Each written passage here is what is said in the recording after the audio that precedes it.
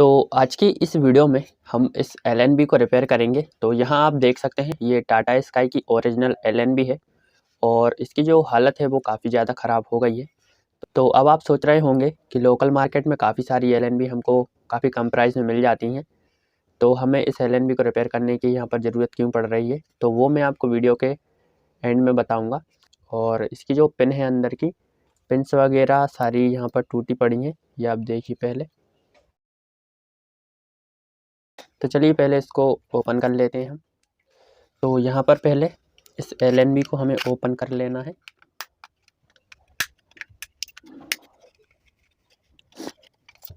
तो यहाँ पर आप देख सकते हैं इसमें काफ़ी सारी डस्ट लगी हुई है, तो पहले इसे बाहर से क्लीन कर लेते हैं हम। तो पहले इसको साफ़ कर लेते हैं थोड़ी, क्योंकि इसमें डस्ट वगैरह चिपक जाती है। और इसका जो कैप है वो भी टूटा हुआ है, तो कैप से फ़िलहाल कोई फ़र्क नहीं पड़ता। कैप यदि टूट भी जाता है तब भी ये एलएनबी वर्क करती है।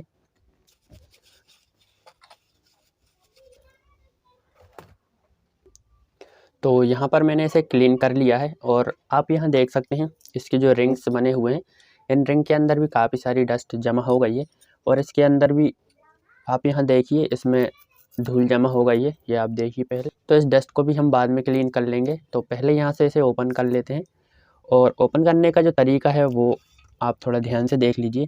तो यहाँ पर इसमें एक यहाँ पर रबर की एक ग्लू टाइप की लगी होती है, तो सिंपली इस ग्लू को यहाँ से क्लीन कर लेना है पहले।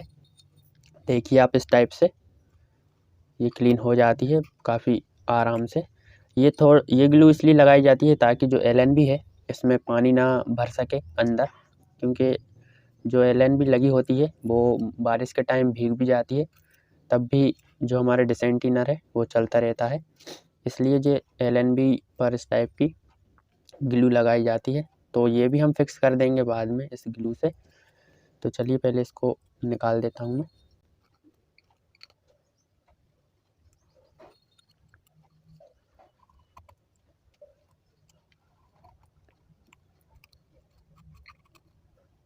तो यहाँ पर जो ग्लू है वो हमने निकाल दी है। अब इसे ओपन कैसे करेंगे वो आप देखिए। तो यहाँ पर आपको इस टाइप का एक टूल्स लेना है, इस टूल से ही ये ओपन होती है, इसके अलावा और कोई ऑप्शन है नहीं इसे ओपन करने का। तो यहाँ पर अलग अलग बिट होती हैं, तो ये जो बिट है ये इसमें इजीली फिक्स हो जाती हैं, ये आप देखिए यहाँ पर। तो अब ये जो स्क्रू है स्टार वाला, तो ये हम निकाल देते हैं यहाँ से। और यहाँ पर इसकी जो स्क्रूप्स के साइड में जो ग्लू लगी है इसे भी थोड़ा हमें निकाल देना है इस टाइप से, ताकि जो हमारे स्क्रू वगैरह हैं ये आसानी से ओपन हो सके।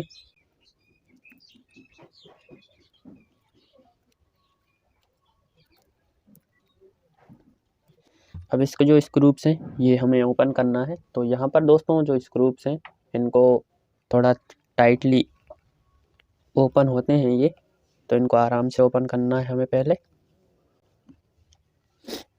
तो ये देखिए आप, ये हो गया है ओपन। चलिए अब दूसरे वाले को भी कर लेते हैं। ऐसे ही इसको करते हैं।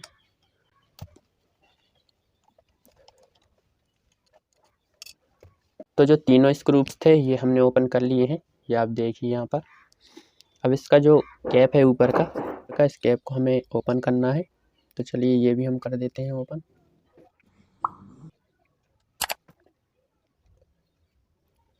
तो ये देखिए आप यहाँ पर जो कैप है इसको मैंने ओपन कर दिया है, और अंदर का जो सर्किट है वो एकदम फ्रेश रखा हुआ है। तो यहाँ आप देखिए इसमें एक जो पिन है, यदि आपको ठीक से दिखाई दे, तो ये पिन टूटी हुई है यहाँ से, और एक ये वाली पिन है तो ये तो ठीक लगी हुई है।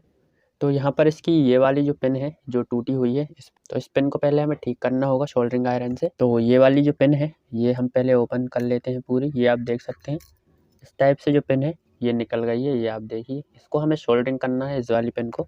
और सोल्डरिंग करने से पहले यहाँ पर आप देखिए इसमें काफ़ी सारी डस्ट जमा हो गई है इसके अंदर, इस डस्ट को क्लीन करना है। और ये जो बीच में एक रॉड लगी हुई है, इस रॉड पर काफ़ी सारी जंग आ गई है, तो इसे भी हमें क्लीन करना होगा पहले। तो चलिए ये भी हम कर लेते हैं पहले क्लीन, तभी जो एलएनबी है वो वर्क कर पाएगी, वरना जो सिग्नल हैं वो काफ़ी वीक आएंगे। और इसमें एक और जो पिन लगी हुई है अंदर, ये पिन ठीक है, इसको हमें छेड़ना नहीं है।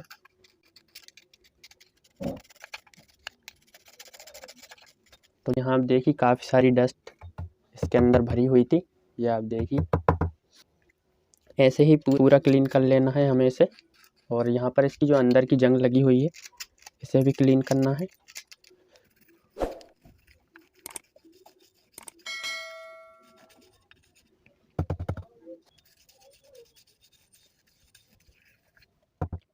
तो यहाँ पर अभी इसको मैंने क्लीन कर लिया है और इसके अंदर की जो जंग थी वो भी मैंने साफ़ कर दी है, यदि आपको ठीक से दिखाई दे तो। और चलिए पहले अब ये वाली जो पिन थी, हम इस पिन को भी साफ़ करना है हमें। तो यहाँ पर इस पिन को क्लीन करने के लिए जो पेट्रोल है उसका यूज़ करते हैं हम। तो देखिए आप, इसमें भी काफ़ी जंग लगी हुई है, तो इसको क्लीन कर लेता हूँ मैं पहले। अब आप देख सकते हैं जो पिन है वो साफ़ हो गई है पूरी, ये आप देखिए।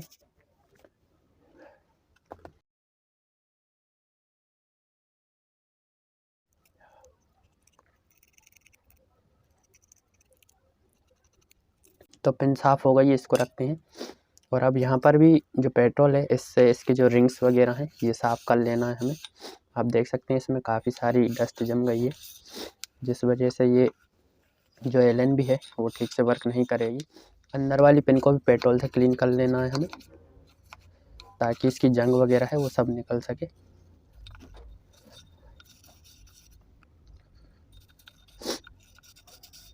तो यहाँ पर दोस्तों आप देखिए, अब जो एलएनबी है काफ़ी बढ़िया तरीके से क्लीन कर ली है हमने, ये आप देख सकते हैं। यहाँ पर इसकी जो पिन है ये पिन टूटी हुई निकली थी, तो इस पिन को भी हमें यहाँ पर सोल्डरिंग करना होगा। तो अब ये जो पिन है हम किस तरह से लगाएंगे वो आप देख लीजिए, क्योंकि यहाँ पर ये जो पिन है सारा खेल इसी पिन का है। तो अब इस पिन को हम किस तरह लगाएंगे वो आप देख लीजिए। तो यहाँ आप देखिए, इसका ये वाला जो प्रिंट है वो यहाँ पर ये सोल्डरिंग होगी। तो पहले मैं इसको इसके अंदर डाल देता हूँ। तो ये पिन हमने इसके अंदर डाल दी है, आप देखिए यहाँ पर। और ये जो पिन है अभी ये टेढ़ी हो रही है, तो इस पिन को हमें पहले सीधी लगाना होगा। यहाँ पर आप देख लीजिए किस टाइप से मैं लगाता हूँ इसे। तो अब आप यहाँ देखिए, ये जो पिन है दोस्तों ये सीधी इस पीछे वाली रोड के बिल्कुल जस्ट पॉइंट पर आनी चाहिए, ये आप देखिए यहाँ पर। तो इस तरह से हमें इस रॉड को यहाँ पर फिक्स करना होगा।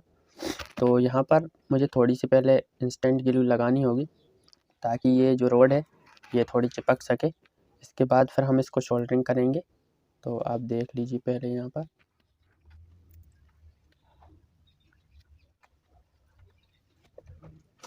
तो यहाँ पर हम थोड़ी सी ग्लू लगा देते हैं ताकि ये चिपक सके।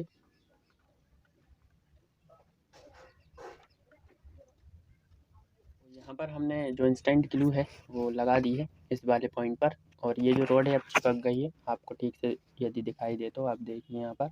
अब दोस्तों हमें करना क्या है, ये वाली जो प्रिंट आप देख रहे हैं इस प्रिंट को हमें सोल्डरिंग करना है, क्योंकि ये जो प्रिंट है ये प्रिंट ही टूटी हुई थी यहाँ से। तो इस प्रिंट को हम सोल्डरिंग करेंगे।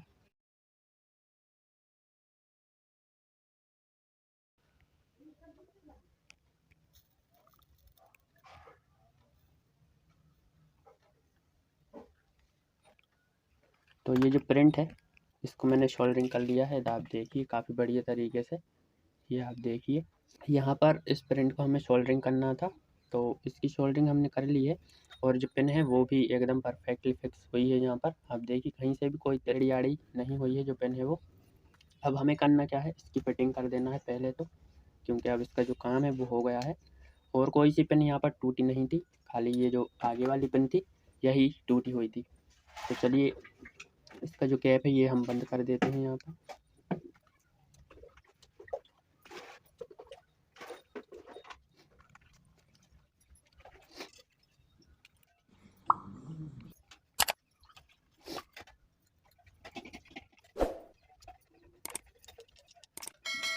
तो यहाँ पर जो एलएनबी है ये कंप्लीट हो गई है, और इसका ये वाला जो कनेक्टर है ये तो ठीक है, इसे भी थोड़ा सा साफ़ कर देते हैं। और अब ये जो एलएनबी है इसको फिर इसकी फिटिंग कर लेते हैं, क्योंकि सारी कंप्लीट हो गई है। इसका जो कैप है ये लगा देता हूँ।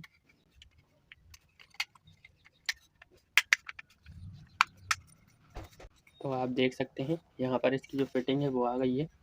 और अब दोस्तों इसका जो कैप है ये कैप हम किसी भी एलएनबी का लगा सकते हैं। फिलहाल अभी मेरी एलएनबी का कैप है नहीं, वरना वो मैं इसमें लगा देता। तो अब ये जो LNB है ये कंप्लीट हो गई है। चलिए अब बारी है इसकी टेस्टिंग की। जो मेरा डिश एंटीना लगा हुआ है वो छत पे लगा हुआ है, तो हम छत पे चलते हैं और इसकी टेस्टिंग कर लेते हैं दोस्तों पहले।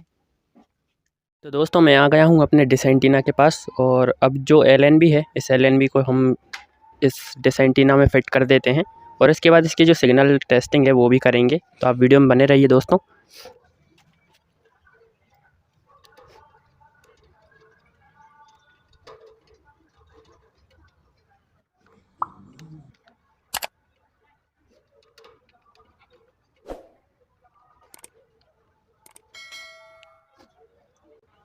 तो चलिए अब इसका जो डिश एंटीना का वायर है ये हम लगा लेते हैं यहाँ से।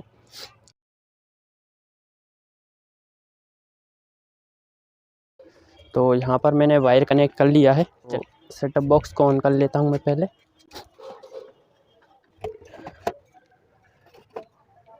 तो दोस्तों जो बॉक्स है वो ऑन कर लिया है मैंने, और यहाँ आप देख सकते हैं जो LNB है वो भी कनेक्ट हो गई है। तो चलिए अब पहले डिश एंटीना को मैं थोड़ा सा सेट कर देता हूँ, क्योंकि अभी ये जो डिश एंटीना है ये टाटा स्काई पर सेट है, और हमारे जो बॉक्स है वो DD फ्री डिश का है। तो पहले DD फ्री डिश के सिग्नल पर इसे सेट कर लेते हैं।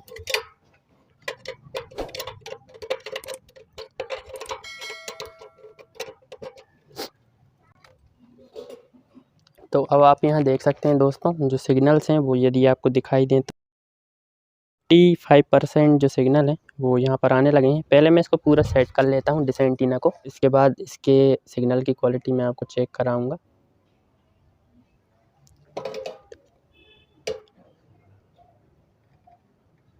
तो दोस्तों अब आप यहाँ देखिए जो सिग्नल की क्वालिटी है वो 57% यहाँ पर आ रही है, 56 और 57%।